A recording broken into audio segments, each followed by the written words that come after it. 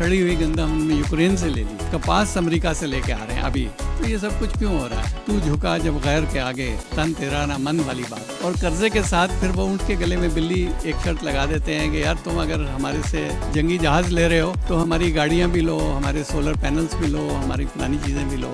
कराची के मकामी होटल में एनर्जी डाइवर्सिटी कॉन्फ्रेंस का इनेकाद किया गया, जिसमें बिजली से चलने वाली गाड़ियों की जरूरत और तरक्की के हवाले से आगाही दी गई।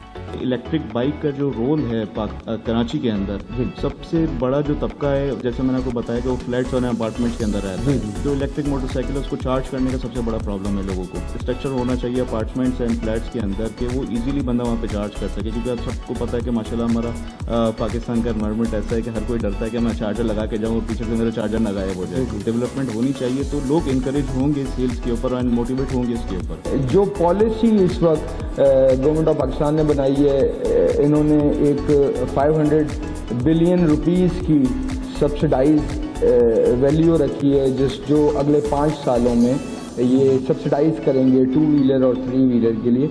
इस वक्त ऑलमोस्ट 75,000 यूनिट्स पाकिस्तान में इस लास्ट फाइनेंशियल ईयर में सोल्ड हो और 8,000 जो हैं वो ईवी ने सेल की थी। और इसकी प्रोग्रेस की बात करें तो अभी we are in the mid of this year and we have already sold 8,000 units, जिसका मतलब ये है कि ईयर ऑन ईयर तो ग्रोथ बहुत अच्छी है। इसमें गवर्नमेंट की सब्सिडी या किसी का कोई हाथ नहीं है। जो 60,000 है वो एक बाइक के लिए गवर्नमेंट उसको सब्सिडाइज करेगी। स्पेशली 3 व्हीलर के लिए 4 लाख रुपया सब्सिडाइज किया जाएगा। 28 मिलियन बाइक जो हैं वो रोड्स पे चलती हैं। सेल फिगर कराची को लेके, सिंध को लेके is not very good. Government अभी जिस टेक्नोलॉजी पे काम कर रही है ईवी के लिए, वो टेक्नोलॉजी उन्होंने प्रोमिनेंट कर दी है कि वो लिथियम आयन फॉस्फेट टेक्नोलॉजी होगी। हम इस वक्त पूरे पाकिस्तान में 3,000 चार्जिंग स्टेशन लगा रहे हैं and our shipment already arrived. हमने जनवरी के अंदर लाहौर में लगाए हैं और कराची में PSO के साथ, तो उनके साथ we have sign an agreement already, क्योंकि हमारा इस वक्त जो इंफ्रास्ट्रक्चर है वो 3,000 से ज़्यादा बर्दाश्त ही नहीं कर सकते। क्यों आज तक पाकिस्तान के पास अपनी गाड़ी नहीं है? तो हम हर चीज़ पाकिस्तान में बना रहे होंगे, ज़र मुबादला बाहर भेजने की ज़रूरत ही नहीं पड़ेगी। हमने गवर्नमेंट ऑफ पाकिस्तान को मिनिस्ट्री ऑफ एनर्जी में 3.5 गीगावाट्स का प्रपोजल दिया हुआ है, ताकि जो हम इंफ्रास्ट्रक्चर यहाँ पे बना रहे हैं, ताकि हम गवर्नमेंट का सिस्टम यूटिलाइज करेंगे। They already have the grids in the whole country. कि आपकी यहाँ पे बैटरीज भी बने, यहाँ पे मैन्युफैक्चरिंग भी हो, उससे क्या होगा, कॉस्ट कम होगी, कस्टमर आएगा। कस्टमर ये भी लेता है, अगर आपने देखो जनरली जब गाड़ियाँ लेते हैं हम कहते हैं यार इसके पार्ट्स मिलेंगे या नहीं, मुझे मैकेनिक्स या टेक्नीशियन मिलेंगे इसके रिपेयर के या नहीं। तो फाइनेंसिंग इसमें बहुत मेजर रोल प्ले करेगी और वो आने वाले वक्त में अगले 6 माह में आपको नज़र आएगा कि फाइनेंसिंग से चीज़ें कैसे फास्ट फॉरवर्ड हो जाती हैं। और सबसे ज़रूरी बात ये, इसमें स्टेट बैंक सारे बैंक्स को लेके चलेगा। 8 साल की ड्यूरेशन में आपके पास हर गाड़ी के ऊपर 2 बैटरीज होंगी जो रिप्लेसमेंट आपसे मांग रही होंगी। आप उनको कैसे डिस्पोज ऑफ करेंगे? आप कहाँ से वो टेक्नोलॉजी लेके आएंगे कि इसको आप डिस्पोज ऑफ करें प्रॉपर्ली? लास्ट 2 इयर्स के अंदर लिथियम की जो प्राइस है वो बहुत ज़्यादा डिक्रीज़ हुई है, इंटरनेशनली भी एंड पाकिस्तान के अंदर भी उसका जो प्रमोशन है वो बहुत ज़्यादा है। After the solar panel market, many of the people converted to lithium. जैसे जैसे मार्केट डेवलप हो रही है, like first we need to focus on the EV development. Electric vehicles आएंगी, इलेक्ट्रिक मोटरसाइकिल्स आएंगी, तो हमारे पास लिथियम बैटरीज की क्वांटिटी अवेलेबल होगी एंड सोलर बैटरीज आएंगी तो लिथियम बैटरी की क्वांटिटी अवेलेबल होगी। सिंध बैंक के पास भी कोई ऐसी पॉलिसीज़ होनी चाहिए जो कि EVs को रेगुलेट करें, उनको पिच करें और उसके लिए कोई 0% मार्कअप के ऊपर कोई पॉलिसीज़ इंट्रोड्यूस कराएं। Like same as the Bank of Punjab ने 0% मार्कअप के ऊपर पॉलिसीज़ इंट्रोड्यूस कराई। आम जो बंदा, जो मजदूर है, जो मोटरसाइकिल के ऊपर 100 रुपये का पेट्रोल भरा के जाता है, वही कि वो बंदा 100 रुपये की बजाय 50 रुपये का या 25 रुपये की चार्जिंग करा के जाए। स्टेक होल्डर्स को ऑन बोर्ड करके और एक फेडरल गवर्नमेंट पॉलिसी बनाए और फिर वो सारे प्रोविंसेस में इम्प्लीमेंट हो तो फिर हो सकता है, और 1 विंडो ऑपरेशन होना चाहिए।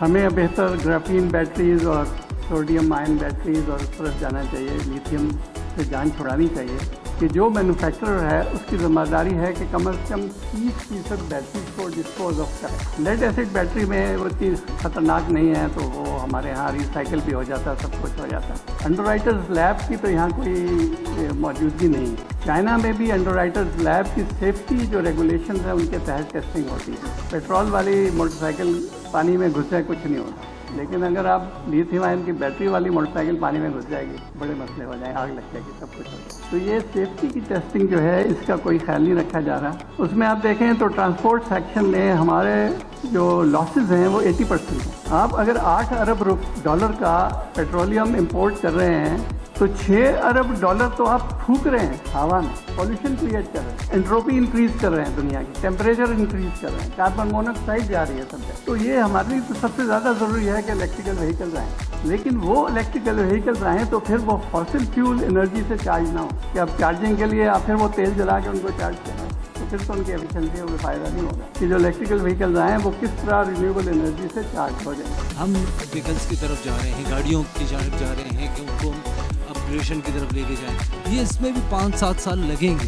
ये तो सन 2000 में आ जानी चाहिए थी सर, जब पूरी दुनिया में इम्प्लीमेंट्स हो रहे थे। मज़ीद 5 साल और रोक लिया जाए हमें, तो हम किसी नई टेक्नोलॉजी की तरफ जा रही होगी दुनिया, हम वहाँ से फिर कंटिन्यू कर लें और इसका भी वही चिंची रक्षो जैसा हाल तो नहीं हो जाए। अब इलेक्ट्रिकल व्हीकल में है क्या, एक बैटरी है, एक मोटर है। अगर कार होगी तो एक लैपटॉप जितनी इलेक्ट्रॉनिक्स होगी इसमें। ज़्यादा पैसे जो लगते हैं वो लगते हैं मोटर पे और बैटरी पे। ये दोनों चीज़ें आप यहाँ लोकल बना सकते हैं, लेकिन क्यों नहीं बनती पाकिस्तान में? हम चाइना से ले रहे हैं, आलू प्याज इंडिया से ले रहे हैं, हम गंदम अमेरिका से अभी ली है थोड़े दिन पहले, सड़ी हुई गंदम हमने यूक्रेन से ले ली, कपास अमेरिका से लेके आ रहे हैं अभी। तो ये सब कुछ क्यों हो रहा है? तू झुका जब गैर के आगे, तन तेरा ना मन वाली बात। और कर्जे के साथ फिर वो ऊँट के गले में बिल्ली एक शर्त लगा देते हैं कि यार तुम अगर हमारे से जंगी जहाज ले रहे हो तो हमारी गाड़ियाँ भी लो, हमारे सोलर पैनल्स भी लो, हमारी पुरानी चीज़ें भी लो।